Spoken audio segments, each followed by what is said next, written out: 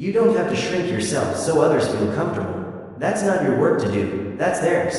Your work is far simpler, yet far braver. To remember who you are, even when others forget. And yes, standing fully in your worth will cost you. You might lose people who only stayed because you were easy to manipulate. You might lose opportunities that demanded you compromise your principles. But what you gain in return is priceless, inner peace, clear boundaries, and a life that finally feels like it belongs to you. So the next time you feel tempted to negotiate your value, to soften your edges, to make yourself more palatable, more agreeable, more acceptable, pause. Ask yourself, what am I really trying to buy with this compromise? And is it worth the price of my self-respect? If the answer feels heavy, if it feels like shrinking, if it feels like self-betrayal, then walk away. Because your value is not up for discussion. Your worth doesn't need a marketing pitch. It doesn't need a price tag. It doesn't need constant explanation. It simply needs to be lived, boldly, quietly, consistently. Let the world rise to meet your standards, or let it fall away. But never, ever lower yourself so that others can reach you. Instead, rise, and let only those willing to climb meet you at your level. That is how you honor your story. 10. Choose yourself without apology. There comes a moment, quiet, almost hidden, when everything changes. It's the moment you stop waiting for someone else to choose you, and you finally choose yourself. Not because nobody else offered, not because you're giving up, but because you finally learned that self-respect isn't about being picked. It's about standing up for yourself, even if it means standing alone. The deepest confidence isn't loud. It's not about dominance, popularity, or applause. It's the calm, steady knowing that you are enough, even when no one claps for you. Most of us are taught early to seek permission, from family, from friends, from culture itself. We are taught to be likable before we are taught to be honest. To be agreeable before we are taught to be whole. And so, our lives begin to feel like endless performances. Smiling when we long to speak, nodding when we ache to walk away, saying yes when every fiber of our being is screaming no. But a Stoic doesn't live for applause. A Stoic lives for alignment. And alignment requires that you choose yourself. Not just once, but again and again. Even when it's hard, even when it costs you, choosing yourself isn't selfish, it's sacred. It's the foundation on which every healthy decision rests. Because when you truly value yourself, you stop tolerating what insults your worth. You stop chasing what depletes your spirit. You stop clinging to what keeps you small. And in that clearing, when the noise finally fades, you begin to build. Slowly, quietly, but with undeniable power, you start showing up differently. You speak with conviction instead of apology. You say no with less guilt. You stop treating your preferences like flaws and begin honoring them as boundaries. And in doing so, you reclaim the authority of your own life.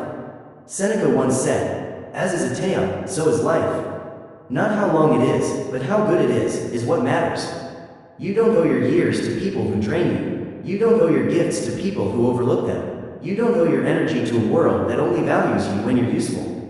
What you do owe is to the part of yourself that has waited patiently for the day you stop outsourcing your power and finally take it back. And yes, when you choose yourself, some will call you cold. They'll say you change, and they'll be right, because you have. You're no longer abandoning yourself just to avoid abandoning others. You're no longer giving your best to those who never earned it. You're no longer pretending to be okay with less than you need. That isn't cold, that's clarity. So walk forward with your head high. Choose peace over their expectations.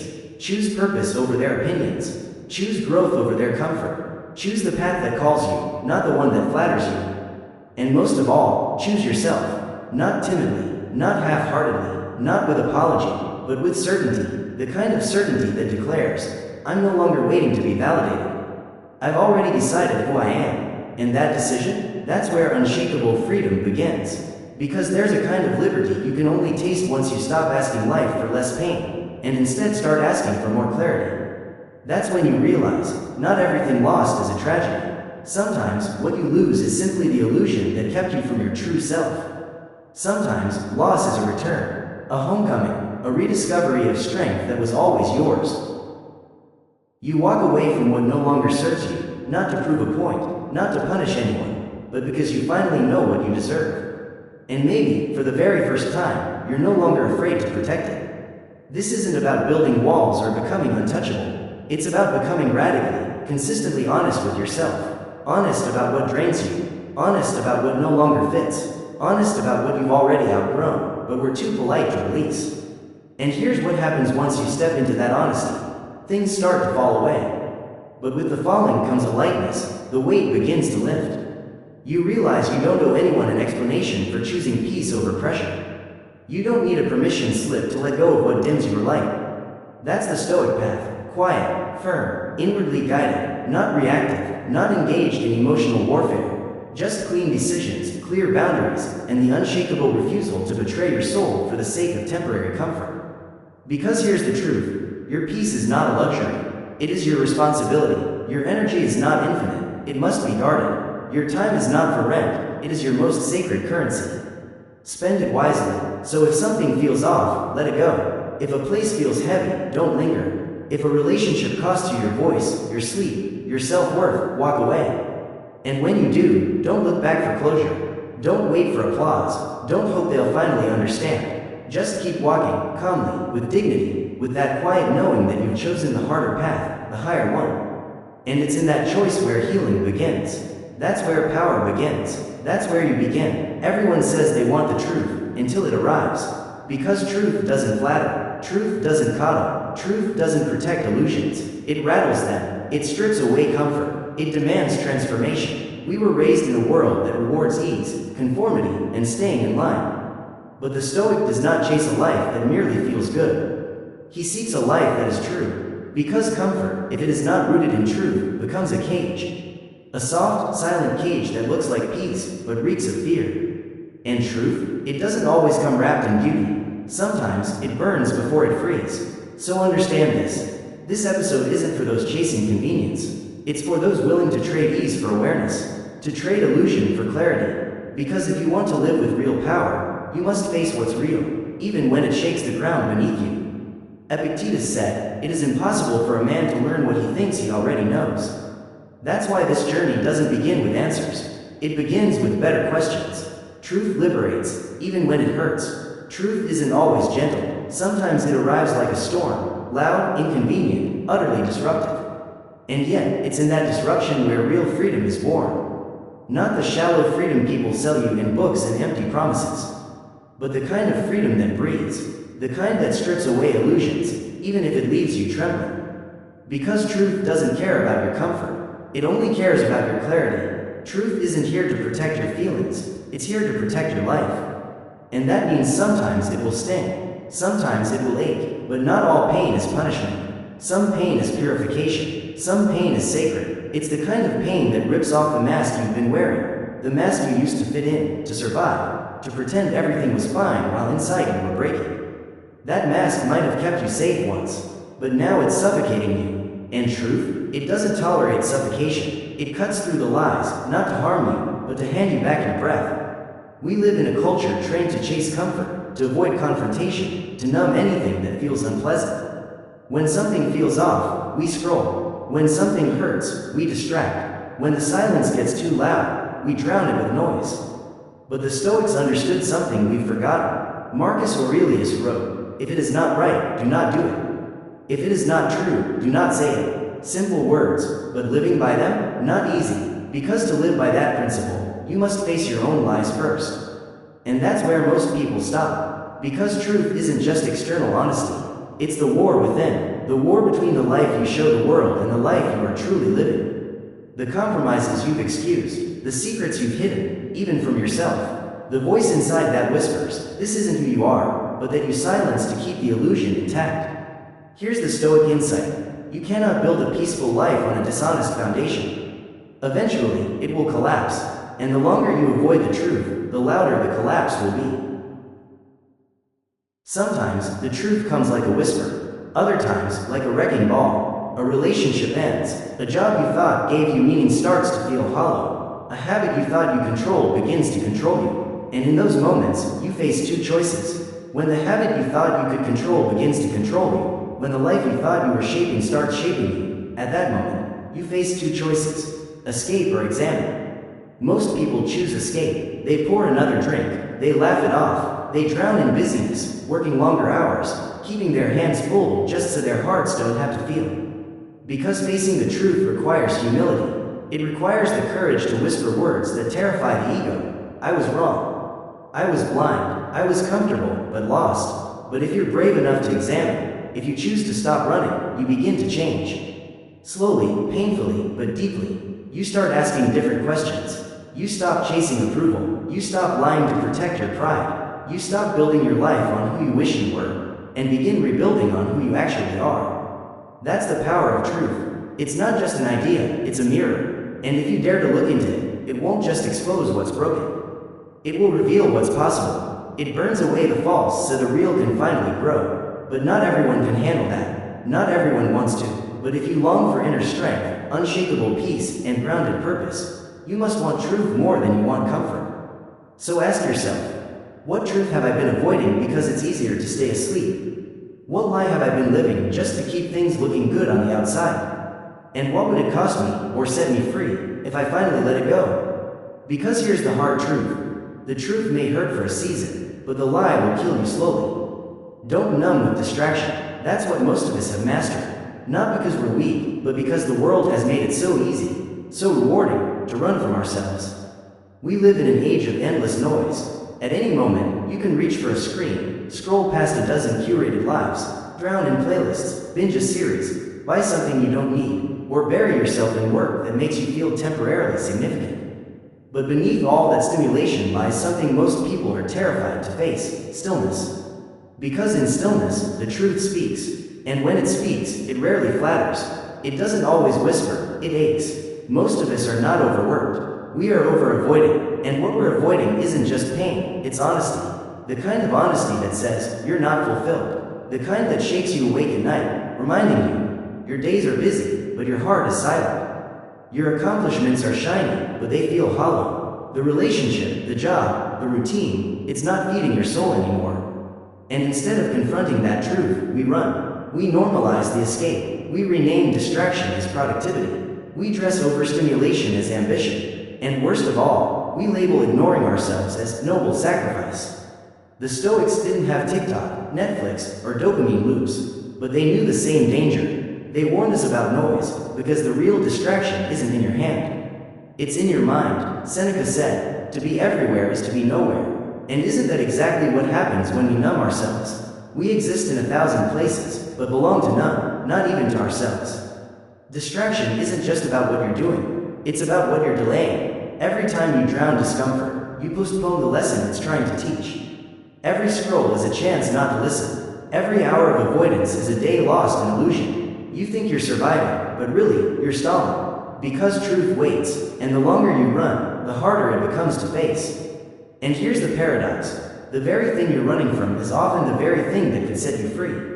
The pain you numb, it may be the birthplace of transformation. The confusion you silence, it might be the call to change direction. The weight you distract yourself from, it might be your soul whispering, you've stayed here too long. Of course it's hard, of course it takes courage. Sitting in silence, facing your thoughts without sedation, requires strength. The Stoics called it inner discipline, the courage to stay, to feel, to confront. And that kind of strength isn't built in comfort, it's forged in resistance. You must train yourself to sit with unease, to resist the easy out, to stop running to the nearest distraction. Because freedom is never found in what you consume. Freedom is born in what you're willing to confront. So let me ask you this, what's your favorite distraction?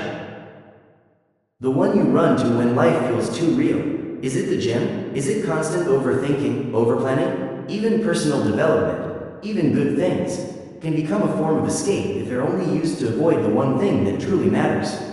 Presence. It begins with a simple willingness, the willingness to say, I feel lost, and not rush to fix it, the courage to admit this isn't working, and not numb it away, to simply sit, to simply stay, because every moment you resist distraction is a moment you reclaim power. And this kind of power is not loud, it's not glamorous, it doesn't make headlines, it's quiet, steady, anchored. It's the kind of power that lets you sleep at night, not because you silenced the pain, but because you listened to it, honored it, and learned from it. So the next time you instinctively reach for your phone, or try to fill your day with endless noise, pause. Ask yourself, what part of me needs my attention right now? What am I trying so hard not to feel? And instead of running, listen. Because behind the discomfort lies a deeper voice, a wiser self, a truth you've buried under distractions, a truth that whispers, you're ready now. ready to feel, ready to heal, ready to return to yourself. But here's the trap: comfort hides decay. We tend to believe comfort is the goal. That once life feels stable, soft, and manageable, we've made it. But comfort is tricky. It doesn't scream, it whispers. It lulls you into stillness, into repetition, into settling, into accepting good enough when you were created for more. And while you celebrate the absence of stress, something else slips away quietly. Your edge, your hunger, your truth. Comfort doesn't just soothe, it sedates. It convinces you to stop growing by making you forget that you ever needed to grow. And here's the danger: comfort rarely feels dangerous. It feels earned, it feels safe, it feels deserved, and that's why it becomes the place where dreams quietly go to die. Because when comfort takes over, you stop questioning your habits, you stop examining your relationships, you stop challenging your routines. Nothing hurts enough to spark urgency, but nothing excites enough to inspire either. And that's how people lose themselves, not in chaos, but in ease. Not in storms, but in routines that once served them, but now slowly rot them from within. The Stoics weren't against pleasure, but they were deeply suspicious of dependency. Seneca warned that indulgence, once normalized, weakens the soul. Because when your sense of peace depends on external ease, you are no longer free, you are fragile. One disruption, one loss, one challenge, and suddenly, your identity starts to crumble. That's the decay hidden inside comfort. It looks like peace, but it's really rust. Rust that spreads slowly, silently, invisibly, eating away at your resilience. You stop pushing yourself. You stop asking the hard questions. You stop saying no to what drains you and yes to what stretches you. Because comfort doesn't just kill discomfort, it kills curiosity. And without curiosity, you don't explore. You don't evolve, you don't expand, you simply repeat the same thoughts, the same behaviors, the same days, until one morning you wake up, look around, and wonder how you got here, knowing only that you no longer like it. But Stoicism offers a different path, a call not to indulgence, but to tension, a call to friction, a call to practice discomfort on purpose, to sit in the cold, to walk in silence, to fast from indulgence, to deliberately step out of the bubble, not because you hate yourself, but because you respect yourself too much to rot in place. Discomfort is a mirror. It reveals your weak points. And when you face them, when you stop numbing them, you grow unshakable. So take a hard look at your comforts, the habits you repeat automatically, the routines that feel cozy but leave you dull. Ask yourself, am I growing here, or just surviving? Am I choosing this because it serves me, or because it doesn't challenge me? Because the truth is, real peace doesn't come from avoiding difficulty. It comes from knowing you can handle it, from choosing discomfort when it matters, from sacrificing what's easy to build what's real. The Stoic doesn't seek pain, but he doesn't fear it either. He walks through fire, not because he enjoys the burning, but because he knows that on the other side of that heat lies freedom. Lies focus, lies truth. So if your life has grown too quiet, too easy, too soft, maybe it's time to reintroduce some healthy tension. Not to punish yourself, but to awaken yourself. To shake awake the part of you that has been dozing off in the warmth. Because comfort isn't evil, but it is seductive. And unless you question it, it will convince you to settle for a life far smaller than the one you're capable of living. Seek clarity, not illusion. It's easy to confuse feeling good with being right, to assume that if a belief comforts us, it must also be true. But illusions? They are often beautiful. They are stitched together from hopes, stitched together from old stories. The danger with illusions is that they often feel warm simply because they've been with us for so long. Familiarity itself can trick us into mistaking it for truth. We hold on, not because it's real, but because it's comfortable. But there's a vast difference between seeing clearly and seeing what we want to see. The Stoic does not live to preserve illusion, no matter how attractive or familiar it feels. His pursuit is clarity, truth stripped of ego, stripped of wishful thinking, stripped of the distortions we use to protect ourselves. And clarity? It can be uncomfortable. It removes filters. It challenges assumptions. It exposes the cost of the lies we tell ourselves just to feel safe. But clarity also liberates, because once you see things as they truly are, not as you hoped, not as you feared, you can finally move forward with strength and purpose. Think about it. How much of your life is shaped, not by truth, but by stories? Stories you've repeated so often they feel like facts. You tell yourself you're not good enough. Not because it's true, but because someone once made you feel that way. You tell yourself you can't change, not because you've tried everything, but because it's easier than risking failure. You stay in cycles, not because they serve you, but because they're familiar.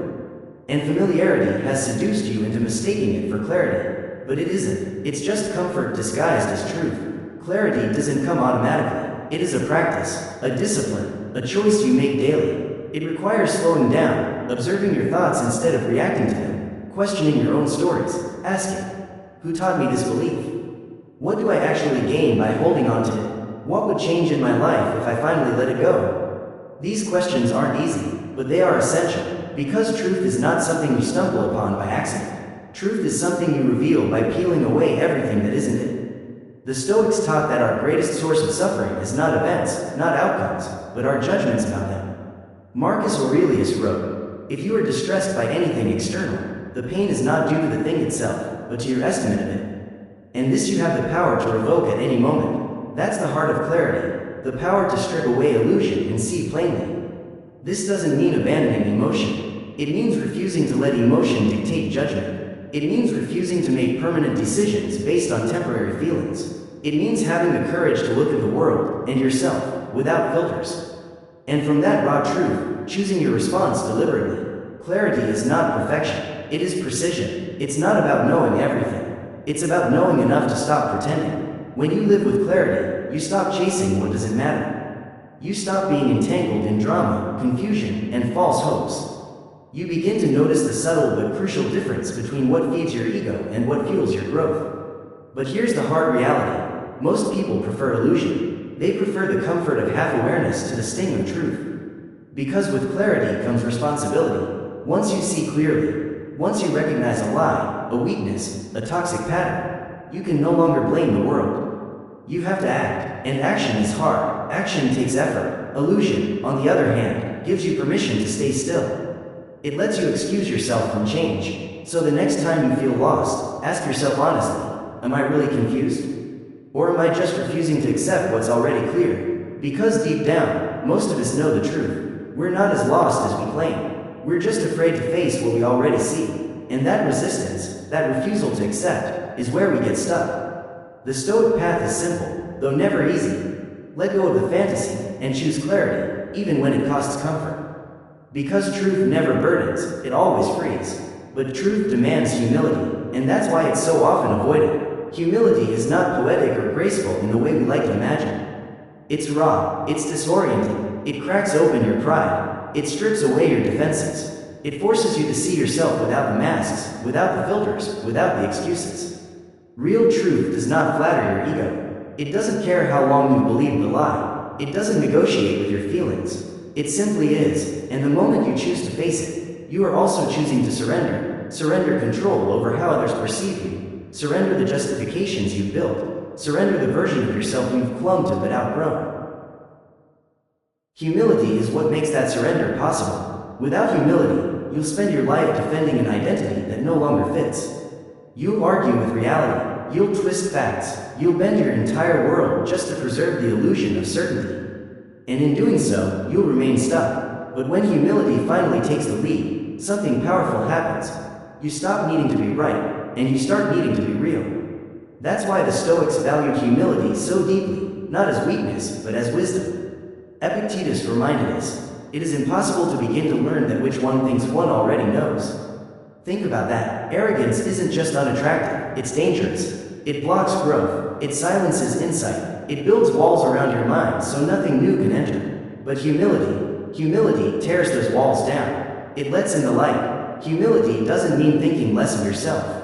It means thinking of yourself less often. It's the decision to stop putting your ego at the center of every interaction, every setback, every opinion. It's the willingness to admit you might be wrong, not once, but often. It's the courage to say, maybe I don't see the full picture. Maybe the story I've been telling myself is missing a crucial chapter. That kind of willingness isn't self-betrayal, it's self-respect, because only the humble can truly grow. Only the humble can say, I don't know, and mean it. Only the humble can take criticism without collapsing. Only the humble can hear a truth that stings and still respond, thank you. Humility isn't about self-loathing. It's about self-liberation, from the endless pressure to appear perfect, to always have the answer, to win every debate. That weight is exhausting, and it's unnecessary, The Stoic chooses instead to carry what actually matters: clarity, purpose, and peace.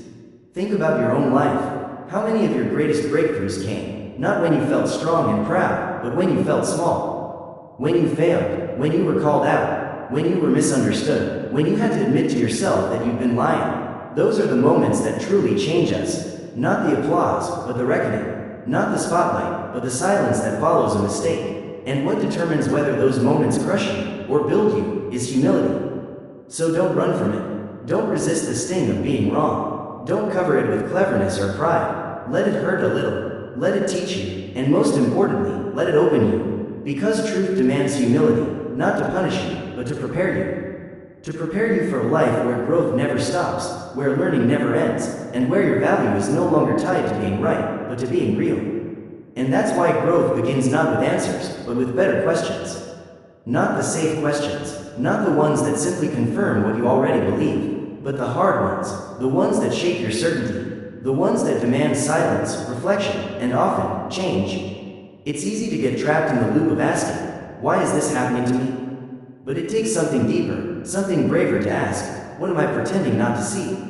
That's the shift. That's where transformation begins. Most people don't avoid hard questions because they can't answer them. They avoid them because, deep down, they already know the answers, and those answers require action. They require honesty. They require letting go of stories, patterns, and identities that feel safe. It's always easier to blame, to numb, to distract, but it takes courage to sit in front of a mirror and ask, am I really living in alignment with who I claim to be? That's the Stoic path. It demands accountability. Not as punishment, but as liberation. Because when you stop asking, you stop evolving. You begin to coast. You start performing. You repeat what once worked, even when it no longer serves you. And without hard questions, you become a stranger to your own potential. You may be busy, but not purposeful. Productive, but not fulfilled. Surrounded by noise, yet emotionally starved. Hard questions pierce through that fog. They clarify. They reveal. And yes, sometimes they hurt. Not because they're cruel, but because they're honest. The Stoics believed philosophy was never about having answers, it was about inquiry. Marcus Aurelius filled page after page, not with declarations, but with questions. What is in my control? What does nature require of me? Why am I disturbed by this? His meditations weren't affirmations, they were confrontations, with his ego, with his emotions, with his flawed thinking. That's what made them powerful. That's what made him free. But asking hard questions requires a rare kind of bravery, the bravery to say, maybe I've outgrown this version of myself. Maybe I'm not as right as I thought I was. Maybe I'm the one holding me back. It's the bravery to sit in the discomfort of not knowing, without rushing to fill the silence. To examine the beliefs you've inherited instead of blindly living by them. To challenge the very foundations that shaped you, not out of rebellion, but out of reverence for truth.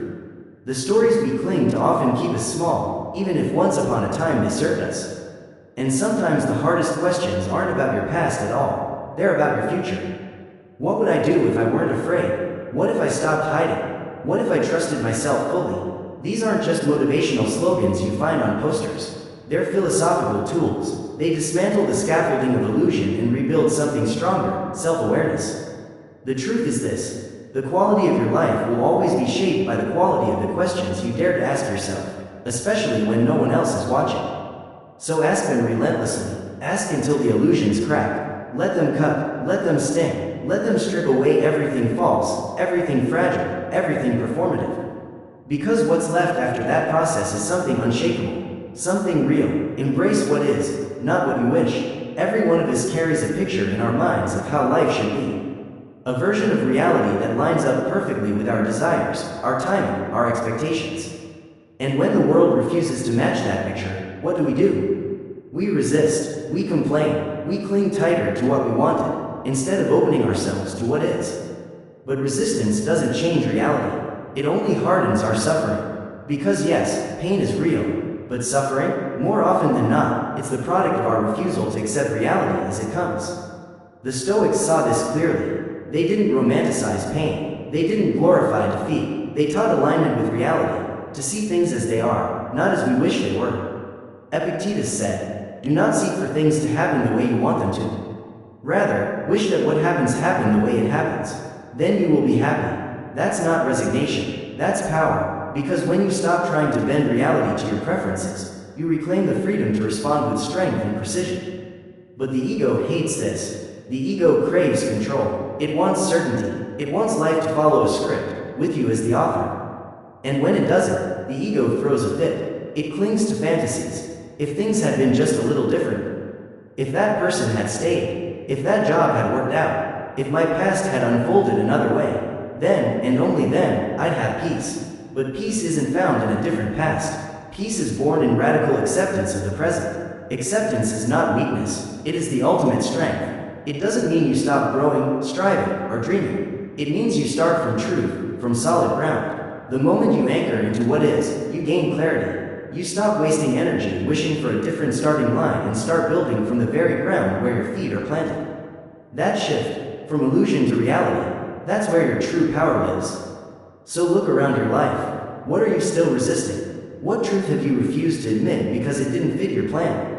Is it a relationship that changed? A door that closed? A hard truth about yourself you didn't want to face? Maybe it's time to stop rewriting the present and start learning from it. Because every time you deny reality, you delay growth. But every time you embrace it, even if it feels imperfect, you create space for something new to emerge. This is the quiet rebellion of the Stoic. To say, I may not have chosen this, but I will face it. To meet life on its terms, not yours. To stop negotiating with the past and begin aligning with the moment. Because only when you see clearly can you act wisely. And only when you act wisely can you change your reality, not by force, but by flow. So ask yourself now, what truth have I been avoiding because it didn't fit my preferences? And can you let go, not of hope, not of growth, but of fantasy? The fantasy of the version of life you imagined that never arrived? Because once you do, what you're left with is far more powerful than fantasy. You're left with clarity, you're left with presence, and that is where real transformation begins. Discomfort often reveals reality. We tend to think of discomfort as a warning sign, a red flag, something to escape, numb, or fix. But discomfort isn't always a sign that something is wrong. Sometimes it's the only honest voice in the room.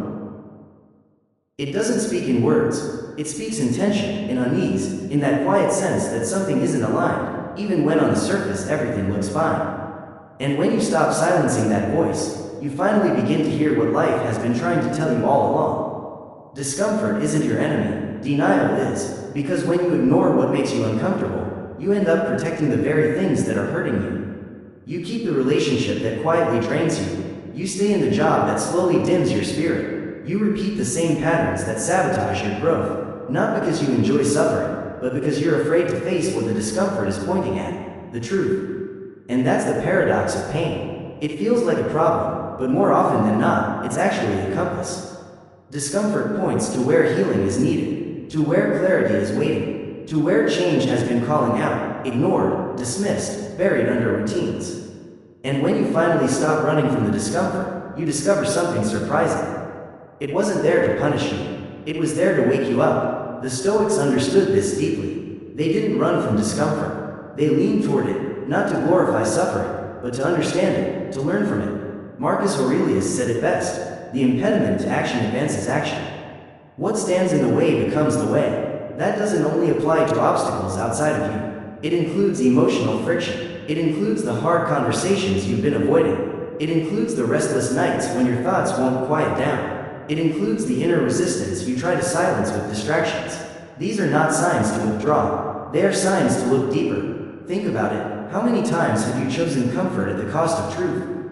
How often have you told yourself, I'm fine, just to avoid the discomfort of admitting that you're not? How many situations do you stay in because confronting them would stir emotions you don't want to feel? This is how we lie to ourselves, gently, quietly, with a smile. But the body knows, the mind knows, and eventually, that buried discomfort surfaces through anxiety, through frustration, through burnout, through that silent scream inside of you that whispers, pay attention.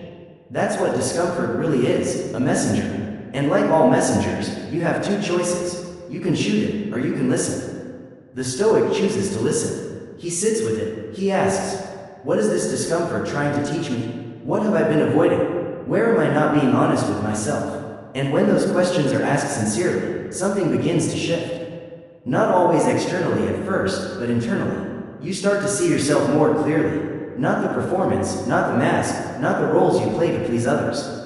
But the raw you, flawed, unfinished, but awake. The truth is, comfort can lull you into sleep. It can trap you in a life that looks fine from the outside but feels hollow on the inside. But discomfort, when embraced, becomes the alarm clock that wakes you up. It won't always be polite. It won't always be convenient. But it will always be real. So don't silence it. Don't numb it. Don't talk yourself out of it. Instead, feel it. Let it speak. Because the moment you stop treating discomfort as a problem to be solved and start treating it as information to be explored, you'll find something beneath it. Clarity.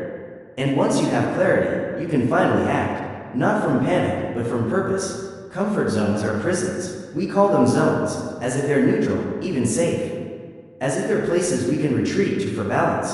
But the truth is, most comfort zones aren't zones at all. They're cages. They're invisible walls built from habit, fear, and unchallenged assumptions. And the longer you stay inside them, the more you forget there's even an outside. What starts as refuge slowly becomes confinement. You stop exploring, you stop risking, you stop expanding. Yes, you survive, but you no longer grow. The Stoic sees this trap for what it is. He knows that ease, when overindulged, dulls the edge of the soul. Seneca warned against becoming too accustomed to luxury, too insulated from discomfort. Why? Because when everything feels predictable, you stop adapting. And the moment you stop adapting, you become rigid, fragile, dependent on things going exactly your way. But life doesn't care about your preferences. Life demands flexibility, resilience, fortitude. And those qualities don't grow inside the padded walls of routine. They grow in uncertainty. They grow in challenge. They grow when you step beyond your current limits. Most people don't even realize they've built a prison around themselves until something shakes it. A loss, a failure, a betrayal, and suddenly the walls that once felt safe now feel suffocating. That's when the panic sets in. Not because the world suddenly changed, but because you didn't. You stayed still while time moved forward. You clung to comfort, and now you don't know how to face the unknown because you've avoided it for so long. That's the hidden price of comfort. It doesn't demand anything from you, until one day, it demands everything. But what if you stepped out before you were forced to? What if you treated growth not as a crisis, but as a commitment? That's the Stoic way, to deliberately stretch the soul, to step outside the cage before it collapses on you, to choose the path of growth willingly, not just when circumstances push you. To say no to ease when it breeds weakness. To say yes to challenge when it sharpens character. That is the Stoic path. It's not about recklessness or chasing chaos. It's about refusing to let comfort define the limits of your potential. So ask yourself honestly, where have I grown too comfortable? What dreams have I quietly buried because chasing them would shake up the life I built? What truths am I avoiding because acknowledging them would demand change? The comfort zone doesn't just keep out danger, it keeps out opportunity. It locks the door not only on fear, but also on passion, on purpose, on everything that makes life vivid and worth living. The truth is this: everything alive in you, everything that matters, exists at the edge of discomfort. Not in chaos, but in the climb. Not in recklessness, but in risk. The kind of risk that reminds you, in the deepest way possible, that you are still alive. And no, stepping out won't be easy. You'll face fear, you'll face doubt, you'll hear the voices of judgment, both from others and from within yourself. But that's the point. Growth always demands a cost, and that cost is your attachment to the familiar. The Stoic pays that price gladly, because he knows that the discomfort of expansion is always better than the slow decay of safety. So take a hard, honest look at your life. What routines have become cages disguised as habits? What beliefs have become blinders, shaping the way you see yourself in the world, even though they no longer serve you? What relationships, jobs, or environments have long stopped feeding your growth, but you cling to them anyway because they feel safe? The longer you stay inside that zone, the smaller you become. Your spirit shrinks to fit the space. Your mind loses its sharpness. Your voice grows faint, but you were never built for that. You were built to expand, to test limits, to step into the unknown and discover strength you didn't know you had. That's where your potential begins. Truth makes you powerful. Real power isn't loud. It doesn't come from dominance, status, or followers. It doesn't shout to be noticed. It doesn't parade itself to be admired. Real power, the kind that endures storms, survives betrayal, and withstands the erosion of time, is always rooted in truth. And not just truth in your words, but truth in your living, truth in your thoughts, truth in your being. The Stoics understood this. that a person aligned with reality, no matter how inconvenient or uncomfortable, walks through the world with an unshakable authority. Not authority over others, but over themselves. We lose our strength the moment we abandon what's true in exchange for what's comfortable. The moment we bend who we are just to fit in, to please, to avoid confrontation. Every lie, no matter how small, chips away at your center. It starts subtly. A white lie here, a false agreement there, a silence that conceals what should have been spoken. And over time, you lose track of where the performance ends and the real you begins. That confusion, that disconnection, is the real weakness. That's why so many people feel like imposters in their own lives. Not because they lack talent or intelligence, but because they've drifted too far from what's real. But truth is grounding, truth is clarity, and when you commit to it, even when it's inconvenient, you build something inside yourself that no one can take away. You stop chasing approval, you stop explaining yourself to people who never care to listen. You stop shrinking to fit into rooms that require your silence. Instead, you start walking differently, not because you're arrogant, but because you're aligned, clean, centered, no loose threads, no masks, just presence.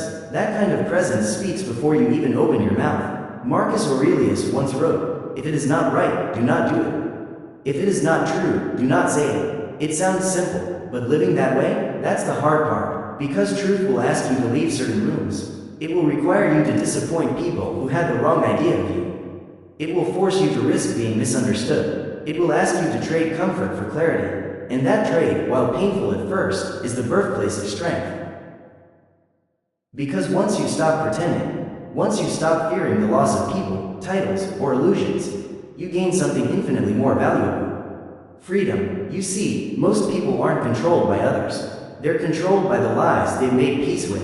Lies about who they are, lies about what they deserve, lies about what they're capable of. They build identities to survive their past, but never update them. They wear masks so long they forget they're wearing them. And deep down, something feels off. Something aches. That ache, that quiet longing, is the soul begging for truth. Not the kind of truth you post online, not the kind you perform to impress others, but the kind you live, the kind that holds up in solitude, the kind that lets you sleep at night with nothing to hide and no one to impress. Living in truth doesn't mean you're perfect. It means you're honest about your values, about your pain, about your mistakes. It means you take responsibility, not just when it's easy, but especially when it's not. That's what makes truth powerful. It humbles the ego while strengthening the soul. It strips away the fake so that what is real can finally breathe again. And when what's real begins to lead, life changes. Not instantly, not with fireworks, but slowly, deeply, authentically, and permanently. So ask yourself, quietly, honestly, where have I chosen ease over honesty? Where have I remained silent when truth needed my voice? What parts of my life feel misaligned, not because of external chaos, but because I haven't been living fully in my truth? Don't rush to fix it. Don't numb it. Just feel it, sit with it, let it sting, and then begin. Begin with one act of honesty, one decision that aligns, one boundary that honors what is real. Because power is not found in pretending to be strong. Real power is found in the courage to be real. And when you choose truth over illusion, again and again, even in the smallest ways, you become something rare. Something unshakable, something no betrayal, no loss, no failure can destroy. You become a person who stands with the earth steady beneath their feet, the sky filling their lungs, and no fear left in their voice. You become both the storm and the calm, the fire and the anchor. You become free. We live in a world that constantly pushes us toward comfort, applause, and shallow validation. A world where fitting in feels safer than standing in truth. But the Stoic path, it's different. It's quieter, yes, but infinitely more powerful. It calls for inner alignment, not outer perfection. It demands integrity, not image. And most of all, it challenges you to build your life from the inside out, where your values aren't just words you post online, but foundations you stand upon. Alone, if you must. This message, this reminder, wasn't about being cold or distant.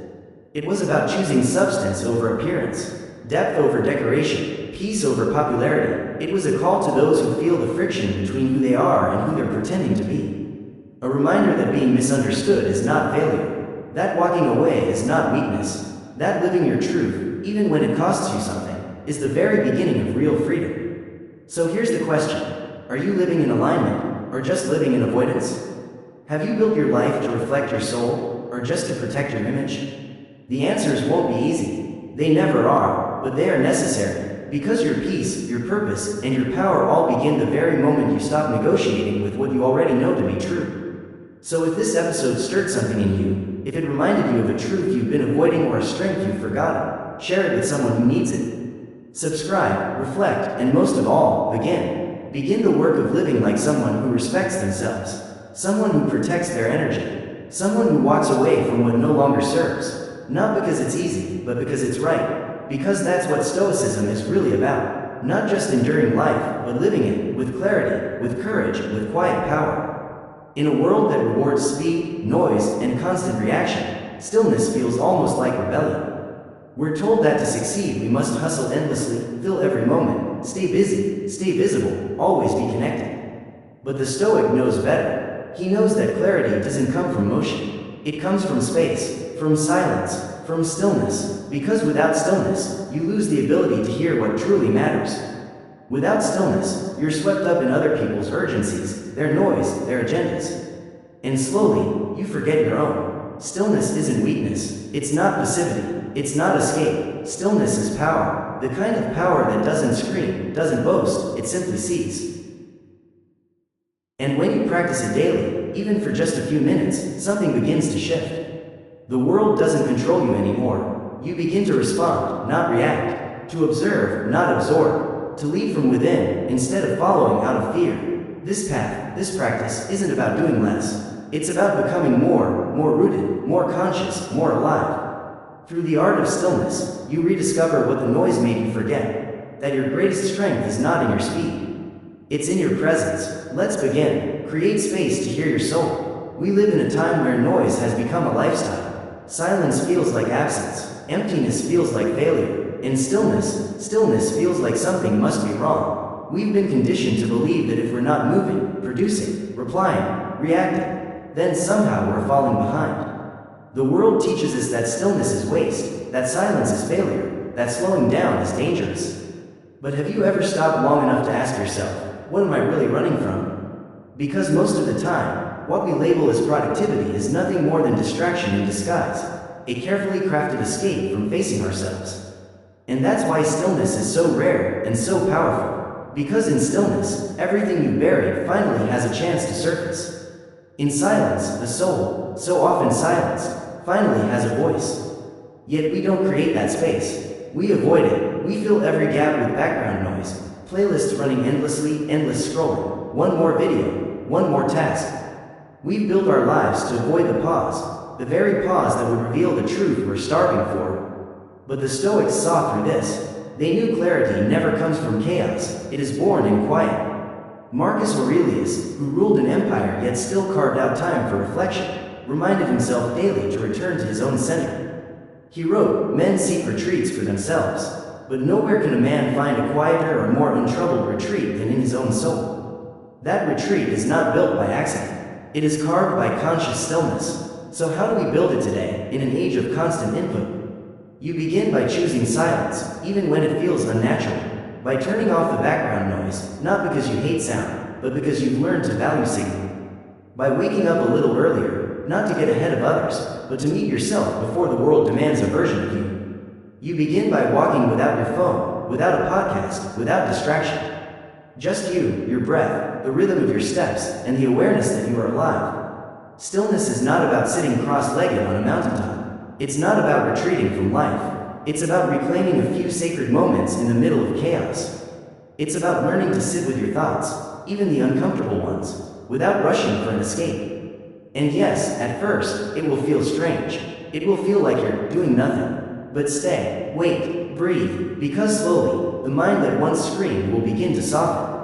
The thoughts that demanded your attention will begin to settle. The tension you didn't even realize you were carrying will start to release. And in that space, clarity begins to speak. Clarity may not arrive in words. It may show up as a feeling, a gentle pull towards something you've ignored. A realization about a relationship, a truth you've avoided, a decision you already knew the answer to but didn't want to face. Because the soul doesn't compete with noise.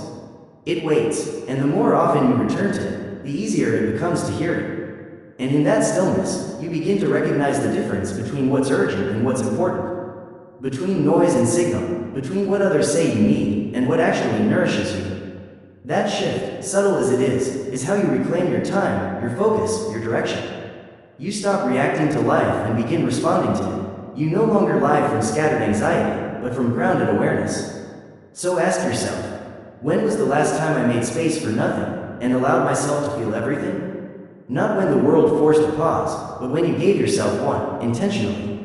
You don't need hours. You don't need perfection. What you need is willingness. Willingness to pause, to listen, to simply be, because your soul is not lost. It's not broken. It's simply buried beneath layers of noise, urgency, and other people's voices. And the only way back to yourself is stillness. Stillness is strength, not weakness. But we've been sold a picture of strength that's loud, aggressive, always moving, always pushing. We've been told the strongest person is the one who speaks first, acts fastest, dominates the room. But Stoicism teaches something radically different. Real strength is quiet. Real strength is composed. It is the power to withstand without reacting, to observe without absorbing, to feel deeply and still respond calmly. That kind of strength doesn't scream. It doesn't beg to be noticed. It simply stands, anchored, unshaken by the noise. In modern life, stillness is often mistaken for laziness. If you're not visibly hustling, proving yourself, pushing endlessly forward, people assume you've stopped trying. But the Stoic understands the deepest form of work is internal. It's the pause before the reaction, the breath you take instead of lashing out, the silence you allow while emotions rise and fall. In those moments, you are not avoiding life. You are mastering it. You're not avoiding life. You're mastering it. That's the gift of stillness. It gives you the ability to see clearly. When you're constantly moving, constantly reacting, your vision blurs. Just like muddy water must be left to settle before it becomes clear again, your mind also needs stillness. Only then can you see things as they truly are, not through the distortion of chaos, but through the lens of clarity. When you step back, even for just a few moments, something profound happens. You create space, and in that space, wisdom appears. Perspective sharpens. You remember what actually matters, and what was never worth your worry in the first place. Think about someone you admire, not just for their achievements, but for their presence. The kind of person who walks into a room and instantly shifts the atmosphere. Not with noise, not with volume, but with gravity. That quiet gravity comes from inner stillness. It radiates from someone who isn't chasing applause, who isn't desperate to be understood, who isn't pulled into every comment, every opinion, every opportunity. They have a rootedness, a quiet knowing. That's real strength. And here's the good news, it's not reserved for the few. It's available to anyone who dares to slow down and build it. But let's be honest, building stillness takes courage. Because when you become still, you meet yourself. And sometimes, that meeting is uncomfortable. You'll encounter your impatience, your fears, your desperate need for control. But that's exactly where your training begins. The Stoics didn't teach us to suppress these things. They taught us to sit with them, to look them in the eye, to understand them, accept them, and then move forward without letting them dictate our behavior. That's the essence of Stoic resilience. You don't escape the storm, you become the anchor within it. So next time you feel overwhelmed, unsure of what to say, what to do, or even what to feel, pause. Don't rush to fix it. Don't rush to perform strength in the way the world expects. Instead, be still. Let the urge to react pass over you like a wave. Watch your own mind as it panics, strategizes, grasps for control, and instead of obeying it, simply breathe. That single breath, that small pause, is power. Not only emotional power, but philosophical power, spiritual power, because in that moment, you're free. Epictetus said, "No man is free who is not master of himself." And mastery doesn't begin with action. It begins with stillness, with the discipline to create space inside yourself, to see your inner landscape clearly, to choose reflection over reaction, calm over chaos. True strength isn't measured by how forcefully you push forward. It's measured by how deeply you remain grounded when life tries to shake you. Stillness is not absence. It's not retreat. It's presence at its highest form. To be still is not to run away, it's to prepare. Not because you are weak, but because you are becoming unshakable. So how do we begin? Through simple, grounded practices. Meditate, walk, breathe. Stillness sounds beautiful in theory, but in practice, it often feels slippery, especially when your mind feels like a battlefield, racing thoughts, looping concerns, replayed memories. You sit down to be calm, and instead every unresolved piece of your life floods to the surface. That is why the practice doesn't begin with lofty gestures. It begins with something small, something immediate, something embodied, your breath, your steps, your awareness. You don't need to be a monk to meditate. You don't need incense, chants, or perfect posture. What you need is intention, a deliberate choice to stop running, to sit still, to breathe, and to allow your mind to slowly settle. Meditation, even just 5 minutes of focused breathing, is not about emptying the mind into silence. It's about observing, about stepping back from the storm and watching it from a safe distance. And slowly, with practice, the storm loses its grip. But maybe sitting feels too difficult right now. Then walk. Walk not to reach a destination, not for speed or steps, but for presence. Feel the ground beneath your feet. Notice the rhythm of your body. Hear the wind moving through the air. This is moving stillness, meditation in motion. And as your body finds its natural rhythm, your mind begins to follow. Thoughts slow, emotions soften. You reconnect with the version of yourself that lives beneath the noise.